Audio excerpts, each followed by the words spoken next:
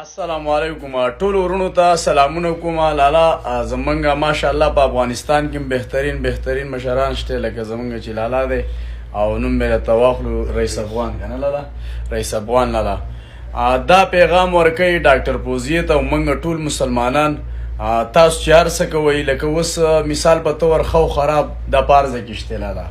دا انسان خپل زندگی د آخرت او دنیا او حساب کتاب د قبر سخت عذاب دا هر انسان د پدره خو کم از کم د ملک بیراق راغستل ولی د دین لاندې ډیر قومونه ژوند کوي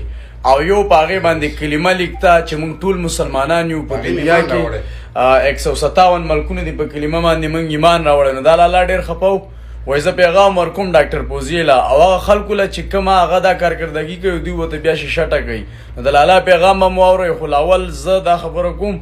چې منګه 157 ملکونه تقریبا 57 ملکونه دي چې دا مسلمانان دي صحیح ده په کلمه باندې منګ ایمان راوړل دي کلمه رب العالمین د طرف نه مسلمانان ته راغله صحیح ده منګه چې دا کلمه ویل چې لا اله الا الله محمد رسول الله یا رب استا حکمونه ومنم او زمونږ د خوږ نبی د حضرت محمد صلی الله علیه و وسلم په طریقو به زندگی تیروم دا کومه طریقې چې روانې دي نو دا خو د مسلمانۍ نمبر دی لاله د افغانیت نمبر دی د پښتو نمبر دی خو کم از کم زمونږ د کلمې د مخکې د قرآن شریف هم بې حرمتي کړوه منګه تا ته ریکویسټ کوو چې زمونږ د مسلمانانو کلمه قرآن شریف او بیا د افغانستان دغه قدرمن بیراق چې تقریبا 57 ملکونه راغلو د افغانستان د ورانولو دپاره خو الله بری نه دی ورکړی او لالا اویا لکه شهیدان لري که نه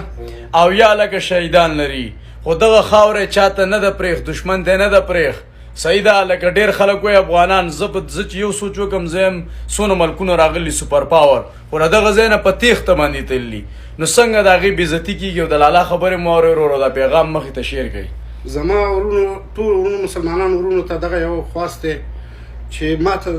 ژړا راځي دغه ښځه نه دی دا ښځه که هر چا مړه کړله 10 لکه روپۍ ورته ورکوم داسې حساب دی ژبه یې غوڅه کړه 15 لکه افغانۍ ورکوم ورته که چا ووهله ویډیو یې ما ته راولېږي زه 2 لکه افغانۍ ورکوم چې هر څومره ډالر جوړېږي دا ورکوم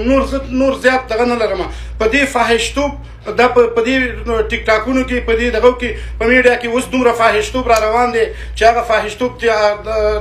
څه شی دی دا 007 د څه شی دی علیشه دا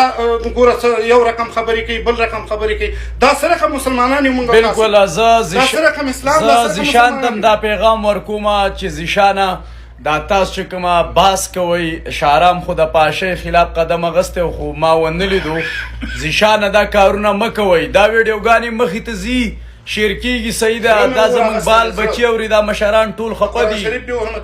غیرتي خلک ټول خفه دي ګوره داسې حساب کتاب دی چې ډېر خلک ګوره دین ته لاس ورچوي زه راته سوال کوم ډېر خلک د افغانستان بیرغ به وایي ما ویوړو امام ته مې ور واچو که نه کلمه پې لیکته ته امام ته ورچې تا ځان د مسلمانۍ نه وښکو بل زه هغه سړي ته زه دا وایم ما 9 کاله مبارزه کړله دا افغان ناست او زه پښتون یم صحیح ده موږ د ورونو په شان دي انسانیت په طریقه باندې لاړ شئ وروره کم از کم د مشرانو بې حرمتي له جنډو او ډاکټر پوزیې ته مې دا خواست او درخواست دی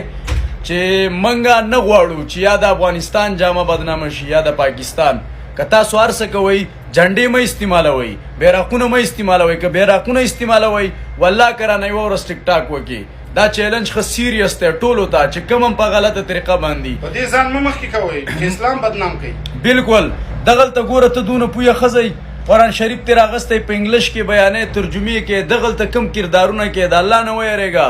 د زنکدن سخته د قبر عذاب ورځ د محشر الله ته وردېده د هر څه چې دي نو دا آخر اشتیا دي په دې کې چې څوک شک کوي هغه بېمانه دی او بېمانه سړی چې دی مسلمان نشي کېدی ولې چې بېمانه شوي انسان خو په ایمان مسلمان دی که نه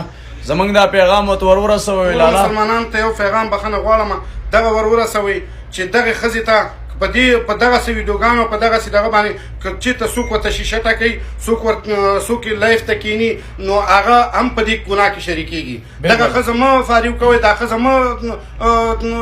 دغه کوئ مخکې بوځئ دغه ښځه لکه بیخي هېڅوک هم دې تسلف ورنه کوي دغه ښځه مسلمانۍ نه وځي او وتې ده بالکل ورونو دا حساب دی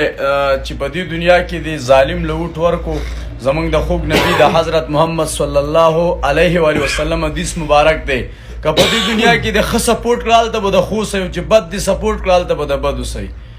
دا کارونه ډېر غلط دي